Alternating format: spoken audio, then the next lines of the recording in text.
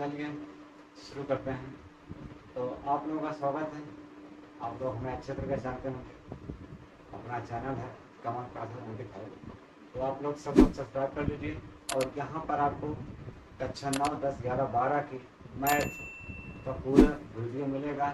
और इस बार हमने शुरू किया है केवल सूत्र और जानकारी, यानी हर चैप्टर के सूत्र बताएंगे आपको और जानकारी बताएंगे। ठीक है, तो सबसे पहला कक्षा 9 का सबसे पहला जो अभ्यास है वो आपके सामने है। संख्या पद्धति सबसे पहला पार्ट है, जिसको हम इंग्लिश में नंबर सिस्टम कहते हैं। ये कक्षा 9 का है।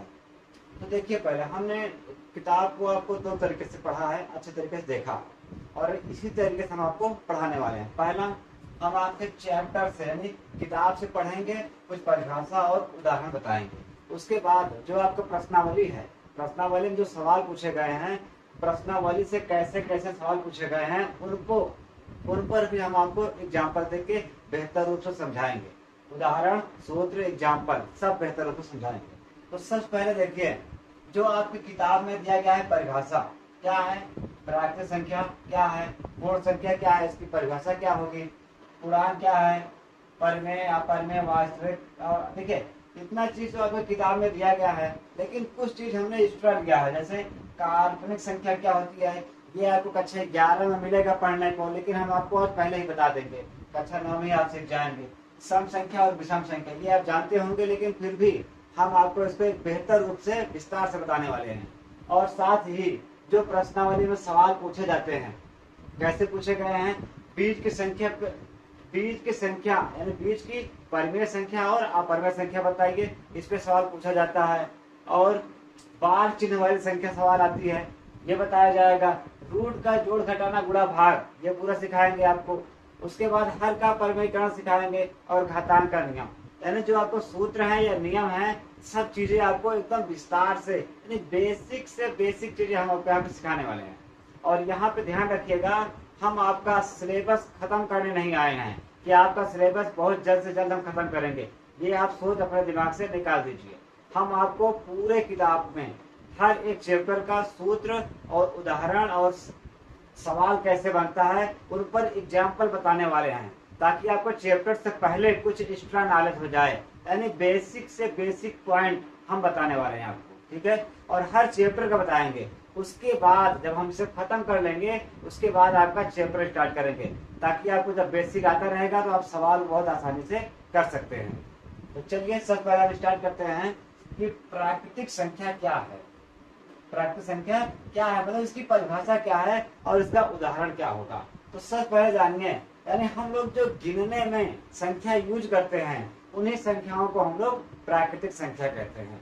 गिनने में यूज की जाने वाली, यानी गिनने में प्रयोग की जाने वाली संख्याओं को प्राकृतिक संख्या कहते हैं। हम जो बोल रहे हैं यही इसकी परिभाषा है। आप अपनी कॉपी में यही इसको लिख सकते हैं।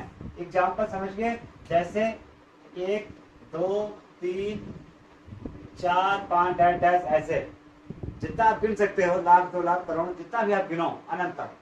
तो जो भी गिनने में संख्या यूज होंगी उनको हम प्राकृतिक संख्या कहते हैं। दूसरा है पूर्ण संख्या। अगर हम प्राकृतिक संख्या में 0 को शामिल कर लें, प्राकृतिक संख्या में अगर हम 0 को शामिल कर लें तो समझ जाइए वो हमारा पूर्ण संख्या हो जाएगा। अर्थात 0, 1, 2, 3, 4 डैश डैश डैश डैश, ये अर्थात देखो, प्राकृतिक संख्या में 0 नहीं होता है, लेकिन अगर 0 आपने शामिल कर लिया तो वो पूर्ण संख्या के अंतर्गत आ जाएगा। पूर्ण संख्या में क्या, पूर्ण संख्या की परिभाषा क्या है, समझिए ध्यान से। पूर्ण संख्या यानी कि 0 को शामिल करने पर प्राकृतिक संख्याओं के समूह को हम लोग पूर्ण संख्या कहते हैं। या आप इतना कह सकते हैं, 0 सहित प्राकृतिक संख्याओं को पूर्ण संख्या कहते हैं, ठीक है। और पूर्णांक क्या होता है, पूर्णांक में आपको तीनों पार्ट आते हैं। जैसे सभी माइनस की संख्या, -2, -1, 0, +1, +2 अनंत तक, यानी जितनी भी ऋण वाली संख्या होती है सब संख्या ले लो, 0 भी ले लो और धनात्मक वाली संख्या सब ले लो। इन सभी संख्याओं को मिला दिया जाए तो हमारा क्या हो जाएगा, पूर्णांक हो जाएगा। अब जब भी आपको कभी भी पूर्णांक शब्द आए तो आप समझ जाइएगा कि उसमें ऋण वाली संख्या, धन वाली संख्या और जीरो को भी शामिल किया गया है। उसके बाद आइए परिमेय संख्या क्या है। अब परिमेय संख्या हम आपने पढ़ा होगा, जो भी संख्याएं जिसको हम p बटे q के रूप में लिख सकते हैं उन्हें हम परिमेय संख्या कहते हैं, जबकि q does not equal zero, अर्थात q का मान जीरो नहीं होना चाहिए। बाकी जो भी संख्या बटे में होगी वो सब संख्या क्या है, परिमेय संख्या होती है। अब परिमेय संख्या का उदाहरण कहा जाए तो परिमेय संख्या के अंतर्गत आपकी प्राकृतिक संख्या, पूर्ण संख्या और पूर्णांक संख्या, तीनों संख्याएं परिमेय संख्या के अंतर्गत आ जाती हैं। और परिमेय संख्या का अगर आपको उदाहरण बताया जाए तो उदाहरण समझ लीजिए। जैसे आप ले सकते हैं 1 2 3 4 डैश कुछ भी, उसके बाद हम जीरो भी ले सकते हैं और उसके बाद -1 -2 -3 ऐसे डैश डैश। और इसी के साथ में अगर हमें बटे वाली संख्या मिल जाए, जैसे -1/1 या 1/7 है, 2/8 है, 3/6 है ना, तो जैसे ये 1/2 है, 7 है, मतलब जो भी चाहे वो संख्या सिंपल में हो तो भी, अगर बटे में है तो भी, ये क्या कहलाएगा, आपका परिमेय संख्या के अंतर्गत आएगा। ठीक है। और उसके बाद हम सीखेंगे अपरिमेय संख्या। अब देखिए अपरिमेय संख्या क्या है। अच्छा हाँ, एक चीज आप ये भी ध्यान दीजिए, परिमेय संख्या क्या होता है, यानी कि वे संख्याएं जिनका एक निश्चित मान आता हो, जिनका एक निश्चित मान आता हो उन्हें हम परिमेय संख्या कहते हैं। अगर आप इन सबको भाग करेंगे तो आपको एक निश्चित मान प्राप्त होगा, इसलिए हम इसको क्या कहते हैं, परिमेय संख्या। अपरिमेय संख्या में क्या होता है, इसका कोई निश्चित मान नहीं होता है। जैसे कि आप ले लीजिए पाई। पाई क्या है, एक अपरिमेय संख्या है जिसको हम जानते हैं 22/7। अगर आप इसको भाग करेंगे तो ये क्या होगा, 3.1, उसके बाद डैश डैश, बार बार रिपीट होते रहेंगे संख्याएं, ऐसे जाते रहेंगे, जिनका मान लिमिट नहीं है, संभावित नहीं है मतलब। और वास्तविक संख्या क्या है, वास्तविक संख्या। और हाँ, इसमें एक चीज और थोड़ा देख लीजिए, जैसे हम ये कहते हैं रूट की संख्या √2 है, √3 है, √5 है, यानी जिन संख्याओं का वर्गमूल नहीं हो सकता, जिन संख्याओं का वर्गमूल नहीं हो सकता, उन संख्याओं को भी हम अपरिमेय संख्या कहते हैं। ठीक है, इस चीज को आप अच्छे से जान लीजिए। और वास्तविक संख्या क्या है, वास्तविक संख्या अभी तक आपने जो भी पढ़ा, प्राकृतिक संख्या, पूर्ण संख्या, पूर्णांक, परिमेय, अपरिमेय, ये सभी वास्तविक संख्या के उदाहरण हैं। ये सभी क्या है, वास्तविक संख्या के उदाहरण हैं। अर्थात हम कहें तो अभी तक हमने ये जितना पढ़ा ये सब क्या है, वास्तविक संख्या के उदाहरण है। मतलब वास्तविक संख्या के उदाहरण ये भी है, ये भी है, ये भी है, ये भी है, यानी ये सब क्या है, वास्तविक संख्या के उदाहरण। अर्थात हम कह सकते हैं जिस संख्याओं का मान वास्तविक होता है, रियल में होता है, उन्हें हम क्या कहते हैं, वास्तविक संख्या है।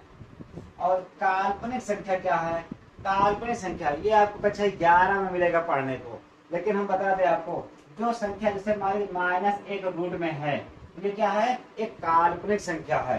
अगर -2 रूट में है, ये भी काल्पनिक संख्या है। -√3 है, यानी कि जितने भी संख्याएं रूट के अंदर हैं और माइनस में होगा तो वो हमेशा काल्पनिक संख्या कहा जाएगा। ठीक है। और जानिए सम संख्या क्या होता है, ये आपको पता होगा लेकिन हम फिर भी बताएंगे। वे संख्याएं जो 2 से कट जाती हैं उन्हें हम सम संख्या कहते हैं। जैसे 0 भी आपका तो सम माना जाता है, 2 4 6 8 10 ये सब क्या है, सम संख्याएं हैं। विषम संख्या जो 2 से नहीं कटती हैं, जैसे 1 के बाद हो गया 3 5 7 9 डैश, ये सब क्या है, विषम संख्या है। तो हमें उम्मीद है आपको ये बेहतर समझ में आया होगा।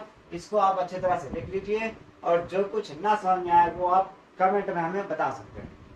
ठीक है, इतना लिख लीजिए। फिर हम आगे बढ़ते हैं, सवाल प्रश्नावली में किस प्रकार के सवाल पूछे जाते हैं। तो हर टाइप के जो सूत्र हैं उनको बताया जाएगा, नियम है उनको बताया जाएगा, और एक एक उदाहरण हम बताएंगे। उसके बाद हो सकता है आपको 2-4 होमवर्क हम देंगे आपको करने के लिए, ताकि आप भी थोड़ा मैथ को प्रैक्टिस में ला सके, बेहतर बना सके।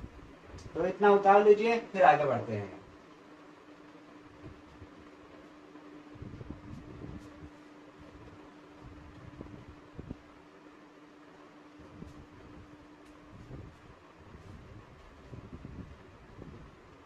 तो ये आपको कैसा लगा कमेंट में आप जरूर बताइएगा। अगर अच्छा लगा है तो अच्छा बताइएगा, और हमें भी थोड़ा प्रेरणा मिलेगी और हम आपको और वीडियो ऐसे बना के देंगे, ठीक है। और ऐसे वीडियो बनाएंगे। अगर वीडियो अच्छा लगता है तो लाइक कीजिए, शेयर कीजिए और सब्सक्राइब कीजिए। आपके पास जितने भी दोस्त हैं उनको भी बताइए कि यहाँ पे आपको बेहतर रूप से पढ़ाया जाएगा। पहले आपको जानकारी दिया जाएगा, फिर प्रश्नावली में सवाल कैसे पूछे जाते हैं उन टाइप से हम आपको एग्जाम्पल बताएंगे और होमवर्क भी देंगे, ताकि आप उनमें कर सके, आपकी स्पीड बढ़ सके।